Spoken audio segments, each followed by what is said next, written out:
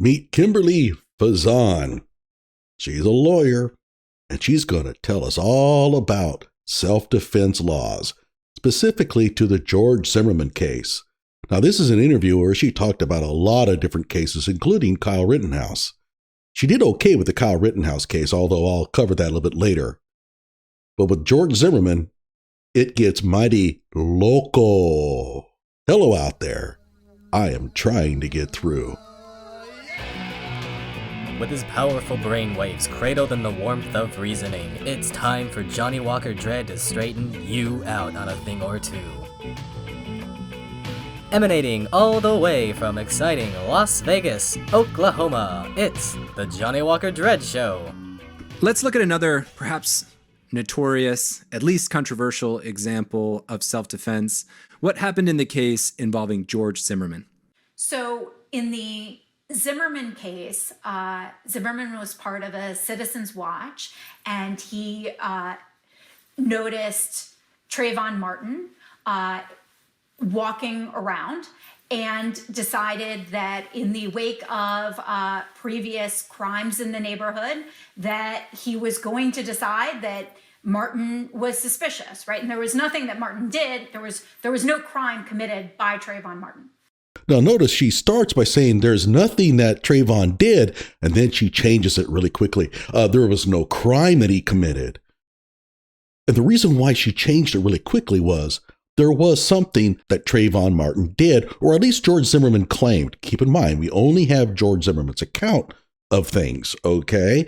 But he did claim that Trayvon Martin did something. Let's go and read the actual transcripts of the dispatch call and George Zimmerman's actual statement to the police. You see, this is called research. It's called getting prepared, knowing what the hell you're talking about before you shoot your mouth off.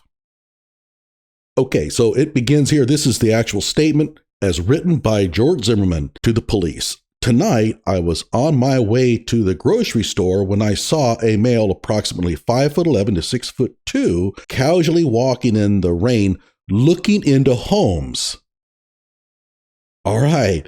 And so he was looking into homes. Now, we don't know what that means. Maybe Trayvon Martin was actually looking into the windows. Perhaps he was just checking out from a distance. We don't know what that means. But let's take a look at the transcript of the dispatch call. Okay, it begins, hey, we've had some break-ins in my neighborhood, and there's a real suspicious guy. It is Retreat View Circle. The best address I can give you is blah, blah, blah. We don't care. And the dispatcher asks, okay, and is this guy, is he white, black, or Hispanic? And Zimmerman responds, he looks black. By the way, NBC later will edit that out, the question, to make it look like Zimmerman was pointing that out as a reason why he was suspicious. The man who did that was fired. We'll show you a little excerpt from that a little bit later. But yeah, Zimmerman really got the raw end of the stick from the media as well as Kyle. Dispatcher, did you see what he was wearing? Yeah, a dark hoodie, like a gray hoodie, in either jeans or sweatpants and white tennis shoes. He's here now and he's just staring. Oh, is he just walking around the area and looking at all the houses? Okay, so Zimmerman's making a claim that this guy seems to be checking out the neighborhood for possibly a burglary. Is that justified? I don't know. I don't know what Zimmerman saw. I don't know what Trayvon Martin was doing. Perhaps that this was all a figment of Zimmerman's imagination. We have no way of knowing. But let's go back to her claim. She claimed that Trayvon Martin was doing nothing. How does she know? Let's go back. Right, and there was nothing that Martin did. There was no crime committed by Trayvon Martin. There was nothing that Martin did. How does she know that? Martin is claiming that he was checking out houses for a burglary. Perhaps he was, but you can't claim just outright that Trayvon Martin did nothing to warrant Zimmerman's suspiciousness. Okay, let's move on. He was walking home with a bag of Skittles or something like that. With a hoodie on. That's exactly right. And Zimmerman did call the police, and the police specifically told Zimmerman to stop pursuing Martin. And no. Let's go back to the dispatch. Okay, so we begin. Dispatcher is asking, he's running? Which way is he running? Zimmerman says, down towards the other entrance of the neighborhood. Dispatcher, okay, which entrance is that he's heading towards? Zimmerman, the back entrance, and there's something inaudible stated. Are you following him? Zimmerman says, yes. Dispatcher, okay, we don't need you to do that. And Zimmerman comes back and says, okay. He doesn't say, well, I'm following him anyway. He says, okay.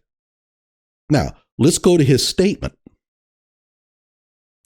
Okay, and it begins on the upper right. The dispatcher asked me for a description and the direction the suspect went.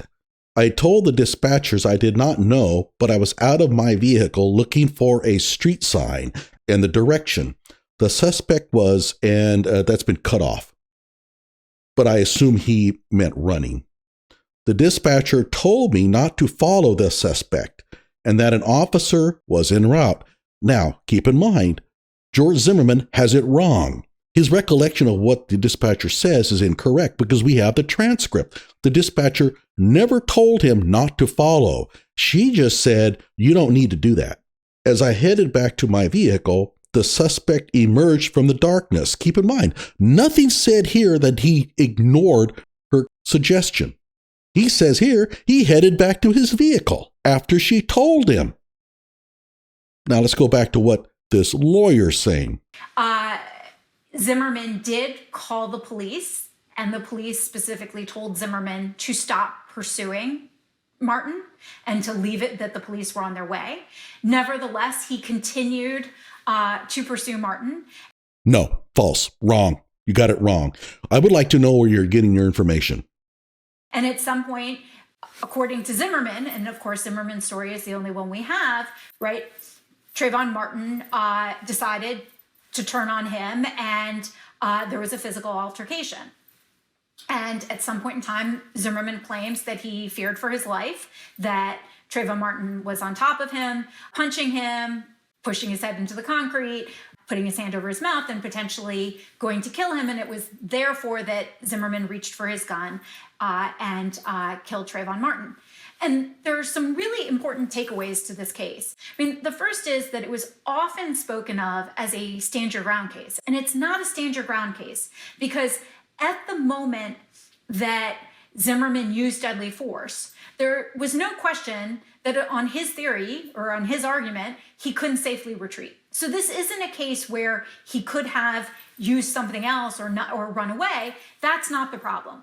The problem is, again, by the way, the stand your ground deal, she got it right.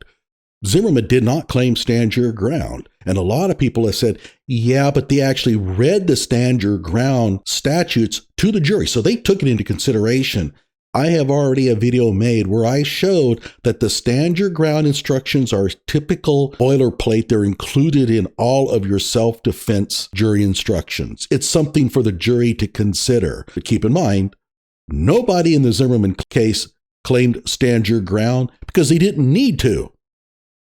Zimmerman didn't have an option to run away, at least not according to his testimony. So it would have been strange for him to claim stand your ground in the first place. Whatever the case, at least she's not making that mistake. That someone seems to be picking a fight. And the question then becomes... Wait. Who is picking the fight? Let's go back. That's a question to ponder here as we move forward here. Should there have been a provocation instruction, a provocateur initial aggressor instruction, that Zimmerman lost his right to self-defense because he essentially started this fight by stalking Trayvon Martin? Well, wait a minute here. The answer to your question is no, because you don't understand provocation law in Florida, lady. Let's take a look at what the actual law says. First of all, let's look at stalking. Here is the Florida Senate, the state statutes on stalking. It says here, stalking, as used in this section, the term, okay, so they define some other vocabulary, and then we get down here to number 2.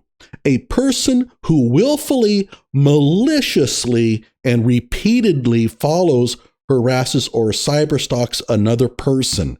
So can you prove that George Zimmerman followed Trayvon Martin maliciously? In other words, his intent was to cause harm to Trayvon Martin. Do you have any evidence to suggest that whatsoever? If not, how can you claim that he was stalking Trayvon Martin? So there's one problem with your argument. Let's go to the other problem, provocation. Okay, so we go to Online Sunshine, the 2021 Florida statutes.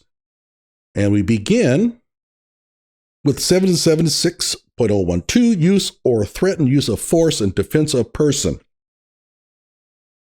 Okay, so we only need to read number 2. A person is justified in using or threatening to use deadly force, which Zimmerman is claiming, if he or she reasonably believes that using or threatening to use such force is necessary to prevent imminent death or great bodily harm to himself or herself or to another, or to prevent the imminent commission of a forcible felony. Interesting, okay. But other than the forcible felony part, this is standard self-defense. A person who uses or threatens to use deadly force in accordance with this subsection does not have a duty to retreat, okay, and we won't bother with the rest of that because that's your stand your ground law, and we already have deduced that it's not playing a role in this case. Now, there are some exceptions, and of course, provocation is one of them. But let's see what it says about provocation. All right, 776.041, use or threatened use of force by aggressor, okay? And now she's going to make a big deal about first aggressor versus provocation. Florida essentially treats them both the same. The justification described in the preceding sections of this chapter is not available to a person who, in other words, you can't claim self-defense if, 1, you are attempting to commit, committing, or escaping after the commission of a forcible felony. We don't care about that. Initially provokes the use or threatened use of force against himself or herself. You think, aha, George Zimmerman, guilty. But it says, unless A, such force or threat of force is so great that the person reasonably believes that he or she is in imminent danger of death or great bodily harm, and that he or she has exhausted every reasonable means to escape such danger, other than use or threatened use of force, which is likely to cause death or great bodily harm. We see this mirror in Wisconsin, all right?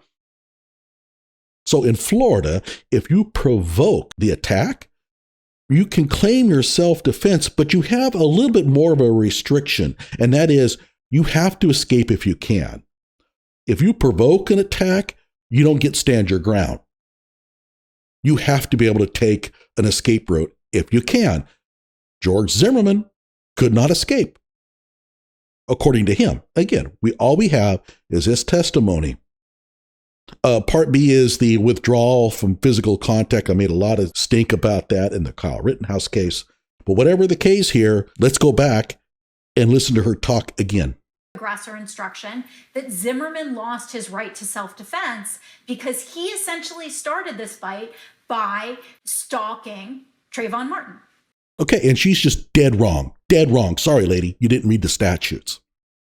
He doesn't lose his self-defense right because the attack that he provoked was, according to his own testimony, that which was likely to cause death or at least fear serious bodily injury.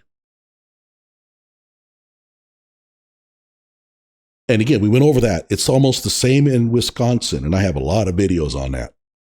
Now, the way that the defense presented Florida law to the judge was, look, this is going to be reversible error under our jurisprudence. There has to be a threat of force or there has to be force or a threat of force. So really an initial aggressor kind of question, not a provocateur question. And the judge said, you're right, just walking behind someone isn't a threat of force. So she missed the whole thing about the proportionality issue that I just talked about. Now, one thing to say is the judge maybe gets that wrong because the question is, did Trayvon Martin perceive that to be a threat of force? Doesn't matter. What matters is what the person who's claiming self-defense perceives. We have no way of knowing what Trayvon Martin perceived. He's dead. But the other thing to recognize again is that separate and apart from being an initial aggressor, you can provoke the fight without being the first to attack. So the question is, what business did Zimmerman have engaging in this behavior where he was essentially stalking Trayvon Martin, chasing him down at that time. And if he's the one who provoked it, then he should lose defensive rights. Oh, yeah, but that's not what the law says, does it? Now, of course, the one wrinkle to that is if we adopted the Ferzan view that let's look at this as recklessness. Did Zimmerman consciously disregard the substantial and unjustifiable risk, right, that he was starting the fight, that he was starting an affray or a deadly affray? Zimmerman would then respond, well, I'm part of a neighborhood watch. I'm engaging in the same kind of citizens arrest behavior that we're seeing all over the place. Okay, she's now going to go into a straw argument. Listen. And that's why it's so crucial that we limit citizens arrest, because for so long as citizens are allowed to go on the offense, then they no longer are forfeiting their defensive rights when they behave the way Zimmerman did. Someone kindly explain to me, at what time did George Zimmerman ever try to effect a citizen's arrest on Trayvon Martin? I sure as hell don't know anything about it. Zimmerman never claimed it. In fact, it would seem bizarre that he would do so. Zimmerman wasn't the brightest bulb in the drawer, but even he knew that he didn't have anything on Trayvon Martin that he could arrest him for. So this is the classic straw argument. She's trying to make the claim that George Zimmerman didn't have the right to arrest Trayvon Martin, and therefore that implies some sort of guilt. But a citizen's arrest was never an issue in this trial. Now, Zimmerman was told, stay in the car. So he should have lost his defensive rights. He shouldn't have thought he could continue to go after Martin. But we are creating tremendous ambiguity here when we have stopped telling citizens to act in self-defense and told citizens that they're allowed to proactively search out criminals. Proactively search out criminals. You see somebody walking around a storage shed. You think, hey, wait a minute. I don't recognize that guy. Maybe I'd go and take a look and keep an eye on him. He might be trying to break in. According to her, that means you're trying to effect a citizen's arrest on somebody. And by the way, George Zimmerman is under no obligation to follow the dispatch, even if she had told him to stay in the car, which she did not. Let's take a look at the dispatch rules here. 9/11 dispatcher requirements in Florida. What it takes to become a public safety telecommunicator in Florida. All right, you go ahead and scroll on through here. And under no circumstances are they required to be police officers. A police officer can become a dispatcher, in which case the requirements are waived for that police officer as long as they don't make it a full-time job. They can periodically serve as dispatchers, or according to what we read here. But typically, a dispatcher is not a law enforcement officer. And therefore, a dispatcher's commands are not a lawful command of a police officer. George Zimmerman could have told that dispatch to go pound sand. He does not have to listen to her. And before we leave that case, what did the jury determine, or how was it resolved? So he was found not guilty. Look at the pain in her eyes. Oh no, he's found not guilty. She so badly wanted George Zimmerman to be tried and convicted and sent to prison for the rest of his life, and for political reasons. She doesn't know what happened. She has no way of knowing. She hasn't even read the dispatch transcripts. She hasn't read his statements. She doesn't know hardly anything about this case, but she wants him convicted. Why? Political. I'm telling you. And partly because there was no alternative side to the story because Trayvon Martin wasn't there. So that is certainly a problem with any use of deadly force that results in a death, is that we're only going to get one side of the story. I mean, interestingly, if we reformed our laws in particular ways, we might think even just looking at George Zimmerman's confession or his statement to the police officers, you could get everything you needed about how he actually forfeited his rights by following Trayvon Martin in the way that he did and pursuing him even after having been told not to. Oh, now she's claiming that he pursued Trayvon Martin after he was told not to. But his statement to the police mentions nothing of that. And neither did the transcript of the dispatch. But let's take a look at his statement. I'm going to read this. You stop me. Okay, maybe you can't. But you think to yourself after every sentence, does George Zimmerman lose his right to self-defense and must therefore just allow himself to be killed? Okay, let's read this. All right, it begins. I'm going to leave out some of the introductory stuff here. I and my neighbors formed a neighborhood watch program. Oh my God, man, you lose your right to self-defense right there. We were instructed by SPD to call the non-emergency line if we saw anything suspicious, or 911 if we saw a crime in progress. And all he saw was suspiciousness, and therefore he called the non-emergency line. Tonight, I was on my way to the grocery store when I saw a male approximately 5'11" to 6'2" casually walking in the rain, looking into homes. I pulled my vehicle over and called SPD non-emergency phone number. Oh my God, right there, you lose your right to self-defense. Trayvon Martin should have been able to walk up to you and just blow your brains out. Okay. I pulled my vehicle over. I told the dispatch what I had witnessed. The dispatcher took note of my location as the suspect fled. I think it says at a darkened area of the sidewalk. As the dispatch was asking me for an exact location, the suspect emerged from the darkness and circled my vehicle. I could not hear if he said anything. Not being able to hear if the guy says anything, lose your right to self-defense right there. The suspect once again disappeared between the back of some houses. The dispatch once again asked me for my exact location. I could not remember the name of the street, so I got out of my car to look for a street sign.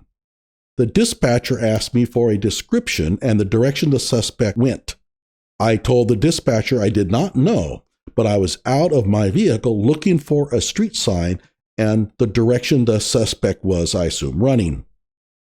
The dispatch told me not to follow the suspect and that an officer was en route. And as I mentioned before, his recollection here is incorrect. As I headed back to my vehicle, the suspect emerged from the darkness and said, "You got a problem?" I said no. He said no. My God, lose your right to self-defense right there. The suspect said, "You do now." As I looked and tried to find my phone to dial 911, the suspect punched me in the face. I fell backwards onto my back. The suspect got on top of me. I yelled help several times. The suspect told me, "Shut the blank up," I won't say it, and I tried to sit upright. The suspect grabbed my head and slammed it into the concrete sidewalk several times. I continued to yell help, and each time I attempted to sit up.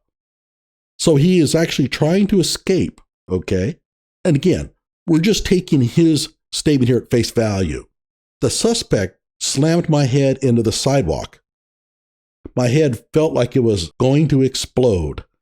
I tried to slide out from under the suspect and continued to call help. As I slid, the suspect covered my mouth and nose and stopped my breathing. At this point, I felt the suspect reach for my now exposed firearm and say, "You're going to die tonight, mother blank and blank." I unholstered my firearm in fear for my life as he had assured me he was going to kill me, and fired one shot into his torso. Keep in mind, he fired one shot. The suspect sat back, allowing me to sit up, and said, "You got me." Now keep in mind, he's probably embellished the record a little bit here about what was said. It may be that Trayvon Martin didn't say a word to him, and he's kind of slid this thing in there for effect. We have no way of knowing. I'm quite open to the fact that what we're getting here may not be totally accurate. At this point, I slid out from underneath him and got on top of the suspect, holding his hands away from his body. Okay, we can stop here. At this point, reading his statement, where in the world do you have the evidence to convict George Zimmerman because he clearly provoked the altercation? And keep in mind, Florida statute does not agree with her definition of provocation. Of course, if the laws were to change, defendants might likewise wise up to what they should and shouldn't confess to originally. Well, Professor, to play devil's advocate, there's a difference between following prudent advice, go home, stop following this person, and doing something that's perhaps imprudent but not illegal. In public, I can walk around and follow someone to make sure they're not committing a crime. By the way, I think that the narrator here actually does a pretty good job. He kind of pushes back against her on occasion. He's obviously providing a very welcoming environment for her, but he's not the nodding ass that we find in most of these interviews. So he's kind of pushing back a little bit here. Good for him. A very good interview, I must say. So it's always going to be a factual question, right? At what point in time do you recognize that you are potentially getting someone very upset in ways that would cause them to respond defensively? Well, it's kind of hard to say when you don't know the person. George Zimmerman did not know Trayvon Martin. He has no way of knowing what triggers Trayvon. So it's one thing for you to keep a reasonable distance and be curious. What is that person with the funky briefcase doing? I want to see. And quite another to be actively pursuing someone else. And actually, it doesn't sound like George Zimmerman was actively pursuing Trayvon Martin, walking behind him, keeping an eye on him. Yeah. Really then potentially causing them fear, potentially getting them very upset. We're not permitted to do those kinds of things with other people. And if we do that, recognizing those kinds of impacts, why shouldn't we then lose our defensive rights when we get the very risk we're aware we're creating? Because the law doesn't support that, and there's a very good reason why. You're talking about putting people behind bars for the rest of their lives. This is not a minor issue. This is not a fine. This is not a weekend in jail. You're talking about destroying a person. And before we do that, we have to have some reasonableness about us. We have to think rationally. You see somebody that you think is suspicious. Let's suppose it's your friend's warehouse and he's had some break-ins in the past. And you think, hey man, I think this guy might be trying to break in. Let me call the police, but I'm going to keep an eye on him. I don't want him to bust into my friend's place. So you get out of your vehicle and you walk around to keep an eye on him. According to her, well, he may not like that. And if he attacks you, why should you keep your right to self-defense under those circumstances? Why shouldn't you spend the rest of your life in prison for doing with a horrible, horrible thing that you did? And the reason why she's not thinking along these lines is because she wants Zimmerman convicted. And so she's transforming her understanding of self-defense and provocation to fit the particular crime that is serving as the burr under her saddle.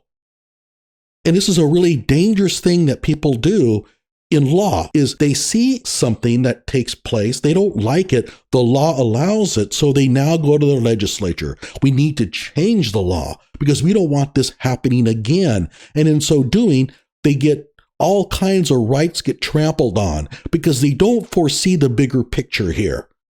The whole notion that simply walking behind somebody to keep an eye on them forfeits your right to self-defense is insane. But she's all for it, not because she thinks it's a great idea in general, but because George Zimmerman could have been convicted under those circumstances. And the conviction of George Zimmerman, a white guy, is paramount to her. That's what she wants. Again, I've said it many, many times. These people don't care if they are guilty or not. It's with Kyle Rittenhouse. They didn't care whether Kyle was innocent or not. They wanted Kyle convicted because of who they thought he was. She wants George Zimmerman convicted because of who she thinks George Zimmerman was. A racist, white supremacist, although he's Hispanic, but we won't let those little details get in our way. He's a racist and a white supremacist, and doggone it, it would be great if we could get him thrown away for the rest of his life. Darn it, they came back with a not guilty verdict. damn it, what can we do? Let's change the law so that the next time someone we think is evil does something that we don't like, we can throw him in jail for the rest of his life. That's how they operate. And no, this is not an exaggeration. This is how they think. And I'm not saying you should lose rights when you're unaware of it. I wouldn't even have people forfeit rights when they're unreasonably unaware of it. But when you recognize this is exactly the kind of risk I'm creating, then you should lose your rights in the same way that you don't poke bears or hit beehives with baseball bats.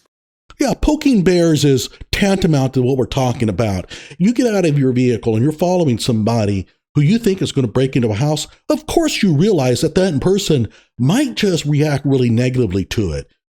You're dealing with somebody who's a potential criminal. And so, yeah, there's an inherent danger there. But there's no reason why you can't follow that person to make sure he's not going to commit a crime. Just because a person might be easily triggered doesn't mean you forfeit your right to self-defense. If that person is that easily triggered, that's too bad on him. That's his problem. Right? In my mind, you could do something silly, or you could do something risky, where you end up getting someone else killed, where it still wouldn't be murder, but it would be some type of a crime, perhaps negligent homicide or manslaughter. So a lot of work gets done with what's the risk that the person is aware they're creating, right? So that's the first thing, which is you actually have to recognize I'm consciously disregarding this risk that I am going to provoke someone to use force against me. And then the second part of it is that behavior has to be unjustified. So there may be times when you think, I really want to hold a surprise party for my best friend. And gosh, there's some chance that he's going to completely panic over when the lights go on and everybody screams. But it's potentially justified by the fact that, look, we're good friends. And actually, he would want this kind of party, even though there's some risk that he'll, react with force, right? So there's room to make sure that we're not having people forfeit rights unless they're really aware of the risk they create, and the risk they create is absolutely unjustified, right? Otherwise, this view would say things like, if you walk through Central Park in the middle of the night, you're running the risk of being attacked. I'm absolutely not saying that, right? Because of course you are justified. Your strong liberty interest in being able to go where you want to go allows you to walk through the park at night.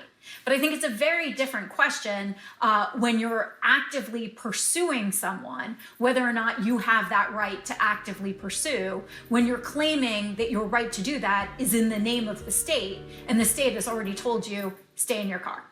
The state did not tell him to stay in his car, okay? Also, there is no evidence that he was actively pursuing anybody. We saw the same thing with Kyle Rittenhouse. Everything he did was shaped into some form of provocation by people because they wanted him convicted. They didn't care whether Kyle meant any harm or anything like that. He was walking around with a rifle. You should have known that was going to provoke somebody. Therefore, he can't claim self-defense. He wasn't from Kenosha. He was from a different town. Well, you lose your right to self-defense. He traveled across state lines. With a rifle. All of these excuses that come out by people who want to convict somebody, the law be damned, is incredible. And she's doing the same thing. George Zimmerman was a part of Neighborhood Watch. That's what Neighborhood Watch does. So who is Kimberly Ferzan? Well, it does read in the bio here. Criminal law professor Kimberly Ferzan explains the law of self-defense and how it can justify the use of deadly and non-deadly force. Ferzan, a nationally recognized criminal law expert and a professor at the University of Pennsylvania School of Law, explains the legal doctrine of self-defense and what is required in a court of law for the affirmative defense. So my question is that how is it that we can misdefine stalking? That was a big mistake there. She claimed that George Zimmerman was stalking Trayvon Martin, and we read the definition, the legal definition according to Florida legal statutes, and it doesn't mesh at all with what she was saying. She also kind of screwed up the whole idea of provocation. The very fact that just because you provoke an encounter that you lose your self-defense right is ridiculous. And I don't understand how she made that mistake. And they shove me back, I can't claim self-defense. Again, these laws change from state to state. The Florida state legislature. On top of it, she didn't even read the transcripts or George Zimmerman's written statements. So how can we talk intelligently on what took place and what laws apply when we don't even know what happened? What concerns me more is this incessant need to try to put people away in prison because we don't like who we think they are. George Zimmerman was painted as a white supremacist, a racist from the very get-go. So was Kyle Rittenhouse. And so you see how we can mangle the law and our interpretation of the laws and our whole reasoning strategies to try to find a way to convict him. With George Zimmerman, simply following along behind somebody to see if they were up to any good or not is considered stalking. And again, why? Because she wanted him convicted. And so she's going to artificially raise the level of his involvement to the point where she can claim that he was provoking the confrontation. And maybe he did, but we have no evidence to that effect. In truth, we don't know what happened between George Zimmerman and Trayvon Martin. George Zimmerman may have been very much in the wrong, but as a law professor, she should know that there's this presumption of innocence and that we don't get to make up crap just to fill gaps in information. We don't get to surmise in that respect. Like my videos, subscribe to my channel.